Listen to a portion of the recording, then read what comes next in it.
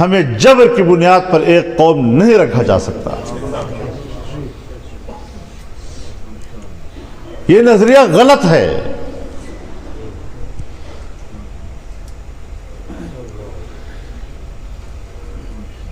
ہمیں اپنی اسٹیبلشمنٹ سے یہی اختلاف ہے، وہ ہمارے دشمن نہیں ہیں، ہمارے ملک کے رہنے والے ہیں، لیکن تمام وسائل و اختیارات کو اپنے اندر سمیٹ کر اس کا ارتکاز کر کے اگر وہ سمجھتے ہیں کہ فیصلے صرف ہماری خواہشات پر ہوں گے اور عوام کو صرف ہم دکھاوے کے لیے دنیا کے سامنے رکھیں گے، یہ کھیل نہیں چلے گا، یہ کھیل نہیں چل سکتا۔ سب سے پہلے میں نہیں مانتا اس چیز کو، اور جنرل صاحب، جرنیل حضرات، اسٹیبلشمنٹ سن لے، یہ فضل الرحمان کی بھی آواز ہے، یہ اس کی جماعت کے ایک ایک کارکن کی آواز ہے۔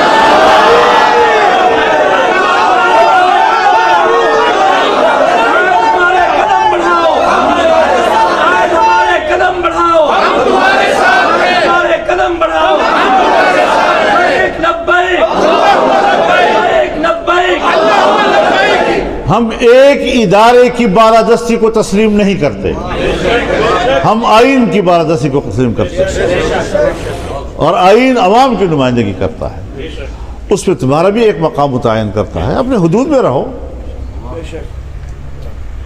اپنے دائرہ کار کے ساتھ وابستہ رہو، ہر طرف ہاتھ پھیلا رہے ہو،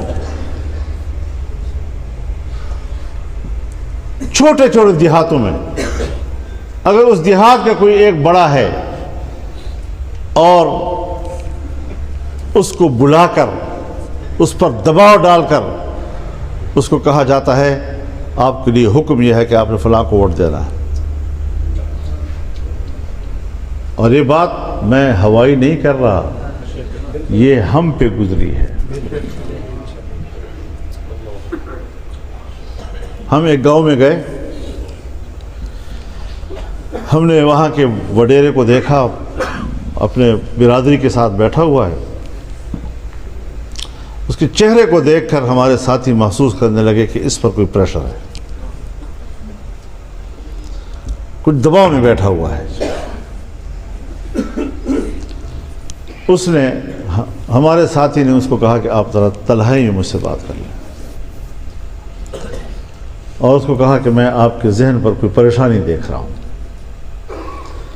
آپ ہمارے حق میں جو آج فیصلہ دے رہے ہیں کوئی دباؤ میں تو نہیں دے رہے،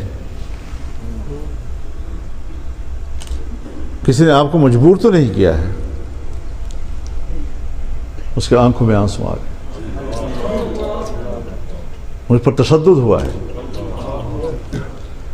بس آپ اپنی رائے کے مطابق فیصلہ دیں گے، اگر آپ کی رائے میرے حق میں نہیں ہے بالکل آپ نے مجھے ووٹ نہیں دینا۔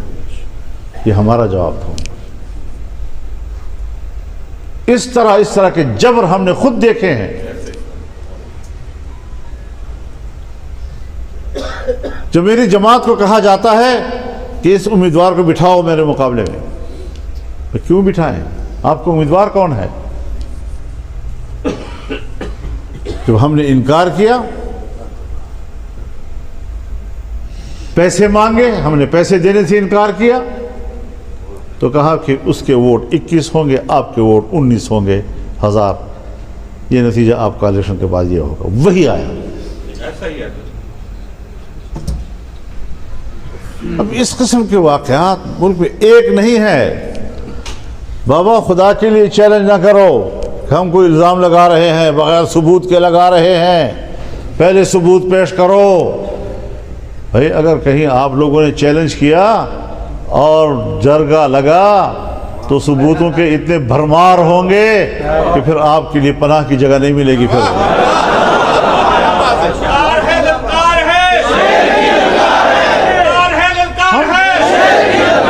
ہم بلا وجہ بات نہیں کر رہے ہیں۔ خدا کے لیے اس ملک کو بچاؤ۔ خاکم بدہن، میری بات کو خدا جھوٹی کر دے، لیکن میں حالات کو اس طرف دیکھ رہا ہوں جاتے ہوئے جس طرح بنگال کے حالات چلے گئے تھے۔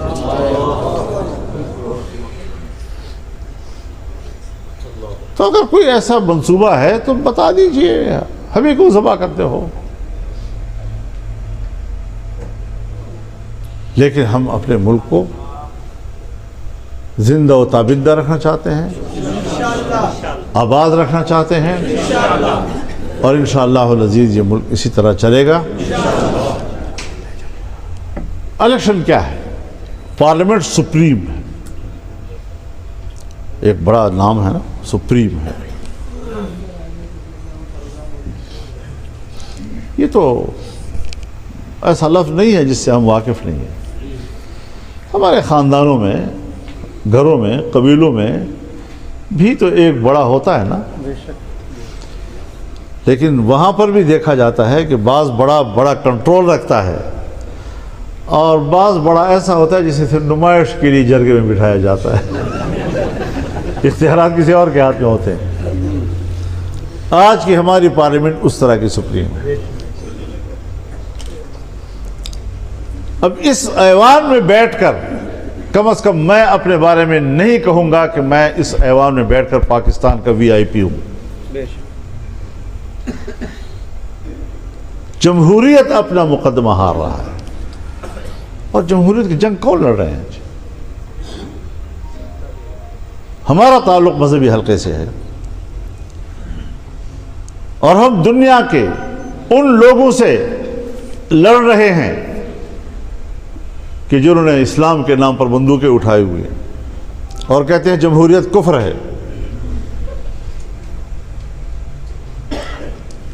اور ہم کہتے ہیں نہیں، جمہوریت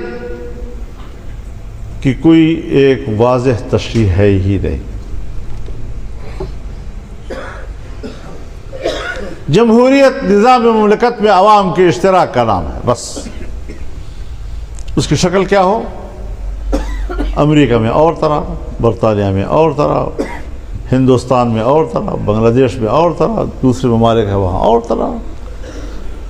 لیکن پاکستان میں عوام کی حاکمیت کا لفظ صرف اس حد تک محدود ہے کہ وہ ووٹ دے کر اپنے نمائندے چنتے ہیں، لیکن جب وہ نمائندے چن کر پارلیمنٹ میں آتے ہیں تو پھر ان کے تمام فیصلے قرآن و سنت کے تابع ہوں گے۔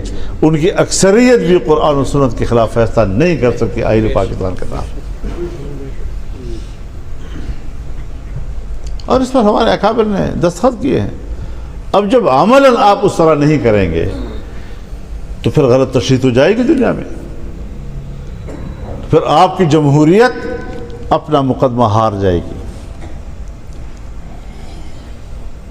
اور اگر اس طرح دھاندلیوں سے پارلیمنٹیں بنتی رہیں گی تو پارلیمنٹ اپنی اہمیت کھو بیٹھے گی۔ پھر کہا جائے گا جی ماشاءاللہ کے بغیر تو کوئی راستہ نہیں تھا، سیاستدانوں نے تو یہ گند کر دیا، سیاستدانوں نے گند نہیں کیا، ایک گند بھی تو آپ نے نہیں کیا ہے۔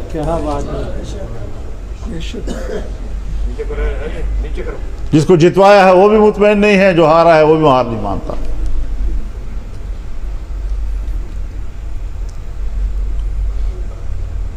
تو اس طرح کی صورتحال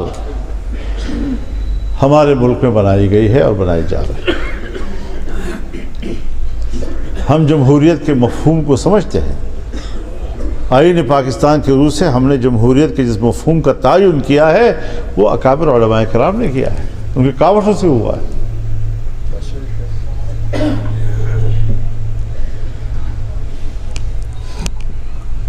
ورنہ ظاہر ہے کہ اگر وہ قرآن و سنت کے تابع نہ ہو اور عوام کی اکثریت فیصلہ کرے یا پارلیمنٹ کی اکثریت فیصلہ کرے اور حلال کو حرام کہہ سکے اور حرام کو حلال کہہ سکے تو پھر وہ تو شرک و کفر کے علاوہ کیا ہو سکتا ہے؟